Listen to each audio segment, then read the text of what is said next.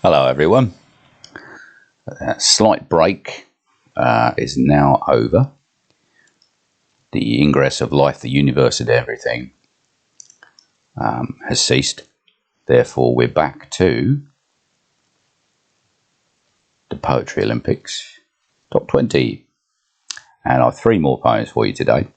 Same procedure. I'll read 3 different poems, numbered 1, 2 and 3.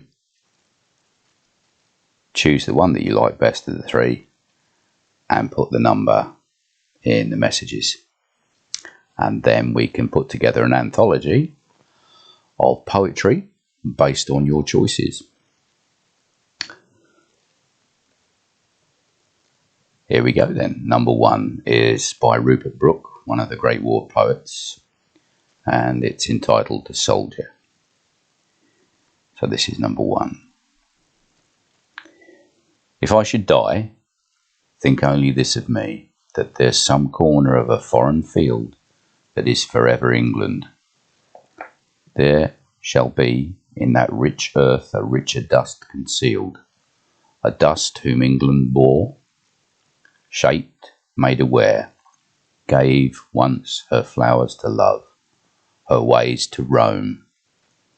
A body of England's breathing English air, washed by the rivers, blessed by sons of home. And think, this heart, all evil shed away, a pulse in the eternal mind, no less, gives somewhere back the thoughts by England given, her sights and sounds, dreams happy as her day, and laughter learnt of friends, and gentleness in hearts at peace under an English heaven. So that's number 1.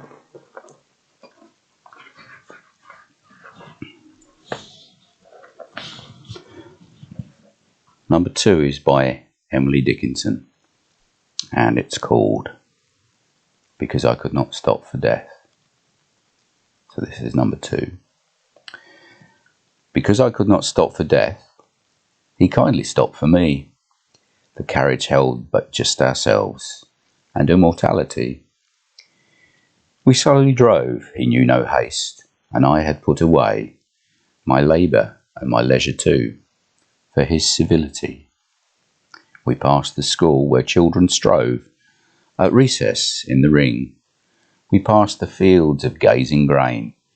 We passed the setting sun, or rather he passed us. The dews drew quivering and chill, for only gossamer my gown, my tippet only tulle. We paused before a house that seemed a swelling of the ground. The roof was scarcely visible, the cornice in the ground. Since then, 'tis centuries, and yet feels shorter than the day I first surmised the horses' heads were toward eternity. So that's number 2.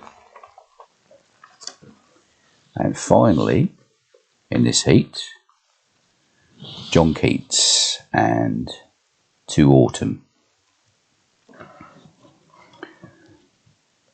Season of mists and mellow fruitfulness, close bosom friend of the maturing sun, conspiring with him how to load and bless with fruit the vines that around the thatch eaves run, to bend with apples the mossed cottage trees, and fill all fruit with ripeness to the core, to swell the gourd, and plump the hazel shells with a sweet kernel, to set budding more, and still more later flowers for the bees, until they think warm days will never cease, for summer has o'erbrimmed their clammy selves.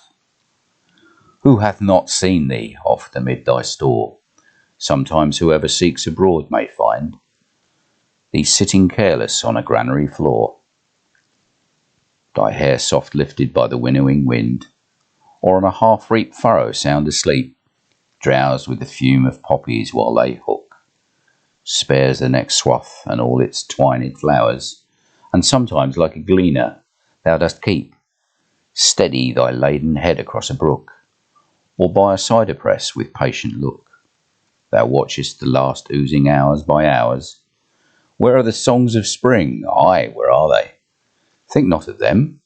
Thou hast thy music too, while barred clouds bloom the soft dying day, and touch the stubble plains with rosy hue.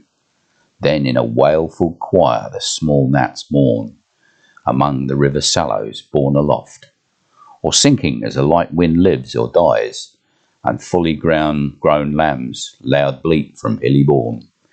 Hedge crickets sing, and now with treble soft the redbreast whistles from a garden croft, and gathering swallows twitter in the skies. That's number 3. John Keats's To Autumn. Please put your choice in the messages. Like and subscribe. Chin up, everyone.